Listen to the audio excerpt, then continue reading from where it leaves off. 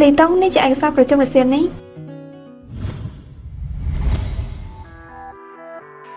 កុំតន់ទៅអីលោកធានខ្ញុំយកឯកសារមកប្រកល់ជូនលោកប្រធាននឹងជារៀបចំក្រវ៉ាត់កងលោកជាហើយមែនទេពិតជាហ៊ានតាក់ទាញលោកប្រធានមែនយើងនៅជាមួយគ្នាហើយចាំមិនអីលាក់បាំងទេបងគឺជាប្រធានរបស់អូនមិនចោលពួកគេដឹងរឿងពួកយើងទេបើសិនជាពួកគេបានដឹងគេនឹងមើលមកអូនដូចមនុស្សចម្លាញ់អញ្ចឹងហេតុអីបានជាក្រពះខ្ញុំឈឺបែបនេះ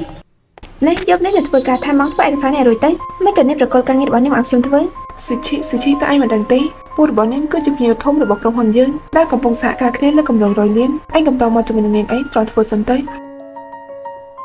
ឆ្នាំនេះក្រុមហ៊ុនរបស់យើងកើនឡើងចំណូលបាន 13% ក្រុមហ៊ុនទទួលបានចំណូលទ្វេដងមិនបើជាលោកលីមិនសប្បាយចិត្តចឹងអូនត្រូវធ្វើការថែមមកយប់នេះមិនអាចជួបបងបានទេស៊ឺឈីមិនចាំបាច់ធ្វើការថែមមកទៀតទេលោកធានទៅតែជួនដំណឹងមុននេះថាក្រុមហ៊ុនលើមានការធ្វើការថែមមកហើយ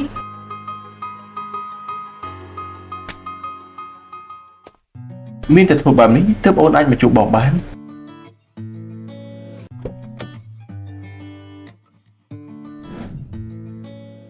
អាយ៉ានាងមានចេតនាមែនសុំទោសផងខ្ញុំរអិលដៃតែសម្ពុតរបស់នាងមើលទៅដូចជាសម្ពុតដែលមានតម្លៃថោកទេមិនអញ្ចឹងទេខ្ញុំបាញ់លើនាង$10ចុះ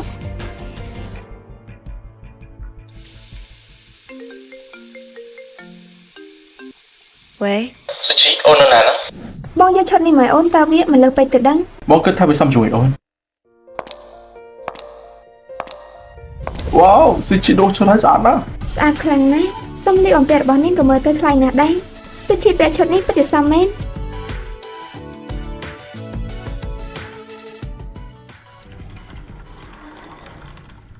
លោកប្រធានកំពុងពិភាក្សារឿងកិច្ចសន្យាវាជារឿងសម្ងាត់ហាមនរណាចូលក្នុងអសោះ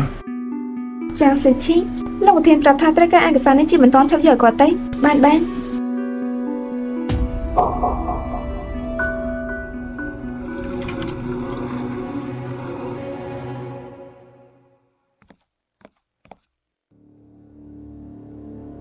ចាសុជីនាងមកទីនេះធ្វើអីទៅខ្ញុំប្រាប់នាងឲ្យថាកុំឲ្យមកទីនេះនៅទីនេះមានការប្រជុំមិនក៏នាងនៅតែមកអញ្ចឹងក្រែងនាងជាអ្នកប្រាប់ខ្ញុំឲ្យយកឯកសារមកឲ្យលោកប្រធាននោះអីនេះជាអីទៅមិនថតសម្លេងនាងចង់លួចការសម្ងាត់របស់ក្រុមហ៊ុនមែនទេមិនមែនរបស់ខ្ញុំទេលោកប្រធានមនុស្សបែបនេះមិនគួរຕົកទៀតទេគួរតែមិនដេញនាងចោលទៅមែនហើយគឺគួរតែដកចេញនាងរើបានចេញពីទីនេះទេខ្ញុំមិនជឿលើផតតាទេតែខ្ញុំជឿលើនាងព្រោះនាងគឺជាមនុស្សដែលផ្ដល់តម្លៃឲ្យការងារនៅក្នុងក្រុមហ៊ុនណាលោកពូលោកលីបើសិនជាលោកមិនជឿជាក់លើក្មួយស្រីខ្ញុំទេខ្ញុំថាចំនួនរវាងក្រុមហ៊ុននេះទៅពីរគួរតែផ្អាកមួយរយៈសិនទៅជប់សិនខ្ញុំថាមិនចាំបាច់ផ្អាកទេលោកចោលតែម្ដងទេមិនមែនត្រឹមតែ project មួយនេះទេ project ផ្សេងក៏លោកចោលដែរសូមទោសលោកប្រធានលីខ្ញុំឆេវឆាប់មិនទៅយើលោកប្រធានតើលោកនឹងធ្វើយ៉ាងម៉េចជាមួយបុគ្គលិកតូចតាចម្នាក់នេះនេះមិនមែនជាបុគ្គលិកតូចតាចទេតែនឹងជាមនុស្សស្រីរបស់ខ្ញុំមិនឲ្យនរណាគេមកធ្វើបាបនេះទេ